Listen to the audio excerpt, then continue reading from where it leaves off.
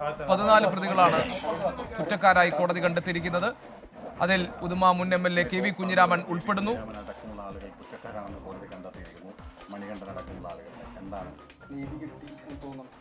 നീതി കിട്ടിയെന്ന് തോന്നുന്നു. ഇപ്പൊ എനിക്കൊന്നും പറയാൻ കഴിയുന്നില്ല.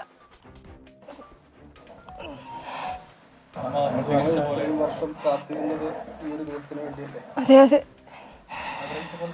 ആഗ്രഹിച്ച പോലെ സംഭവിച്ചു. കടുത്ത ശിക്ഷ വേണം തന്നെ ആഗ്രഹിക്കുന്നേ.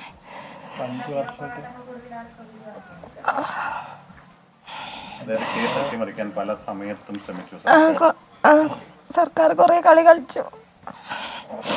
പ്രതികളാക്കിയവരിൽ കുറച്ചുപേരെ കുറ്റവിമുക്തരാക്കുകയും ചെയ്തിട്ടുണ്ട്.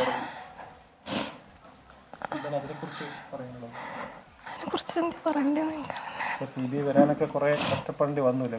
അതെ അതെ കുറെ കഷ്ടപ്പെടേണ്ടി വന്നു.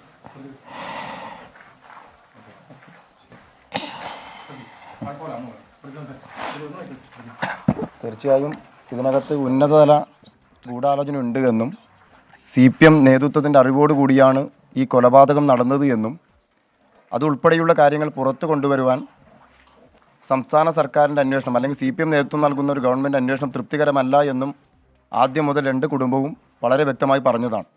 അതുകൊണ്ടാണ് സുപ്രീം കോടതി വരെ പോയി ഈ കേസിനകത്ത് CBI അന്വേഷണം വേണമെന്നുള്ള നിലപാട് 2 കുടുംബവും പാർട്ടിയും സ്വീകരിച്ചത്. അന്വേഷണത്തിൻ്റെ ഓരോ ഘട്ടത്തിലും വളരെ വ്യക്തമായി ബോധ്യപ്പെടുന്ന തരത്തിലുള്ള ഇടപെടലുകൾ CPMൻ്റെയും അവരുടെ ഭരണത്തിൻ്റെയും നേതൃത്വത്തിലുണ്ടായിരുന്നു എന്നുള്ളതും യാഥാർത്ഥ്യമാണ്. അതുകൊണ്ട് തീർച്ചയായും 1.5 കോടിയോളം രൂപ മുടക്കി സംസ്ഥാന ഖജനാവിന് നഷ്ടം വരുത്തിക്കൊണ്ട് സുപ്രീം കോടതിയിൽ രഞ്ജിത്ത് കുമാറിനെയും മനീന്ദർ സിംഗിനെയും പോലുള്ള വക്കീലന്മാരെ കൊണ്ടുവന്നത് കൂടാതെ നമ്മുടെ പാർട്ടിക്കൊപ്പം ഉണ്ടായിരുന്ന ഈ പാർട്ടിയുടെ ഉപ്പും ചോറും കൊണ്ട് വളർന്ന് നേതാവായ ഒരു വക്കീലിനെ CK ശ്രീധരനെ വരെ ഇതിനകത്ത് നടത്തിയെടുത്തുകൊണ്ട് വലിയ ഡീല് നടത്തിക്കൊണ്ട് എന്താണ് ഡീൽ എന്ന് ഇനി CPM വെളിപ്പെടുത്തണം. അപ്പോൾ അങ്ങനെയൊക്കെ ചെയ്തുകൊണ്ട് അവർ മുന്നോട്ട് പോയി. അവസാനം CBI വന്നു, അന്വേഷണം വളരെ കൃത്യമായി നടത്തി.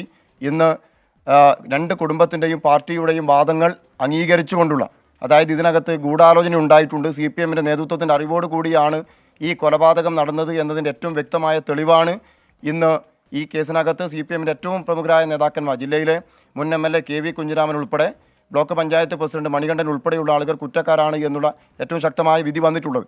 ഇപ്പോൾ കുറച്ചുപേരെ വെറുതെ വിടുന്ന സാഹചര്യം ഉണ്ടായിട്ടുണ്ട്. അതുമായി ബന്ധപ്പെട്ട കാര്യങ്ങൾ വക്കീലും പാർട്ടിയും ബാക്കി കാര്യങ്ങളും ആലോചിച്ച് തുടർ നടപടിയുമായി പാർട്ടി മുന്നോട്ട് പോകും എന്ന കാര്യത്തിൽ യാതൊരു സംശയവുമില്ല. തീർച്ചയായും ഞങ്ങൾ ആദ്യാവസാനം വെച്ച വാദങ്ങളൊക്കെ ശരിപ്പെടുത്തുന്ന തരത്തിലുള്ള ഒരു വിധിയാണ് വന്നിട്ടുള്ളത്.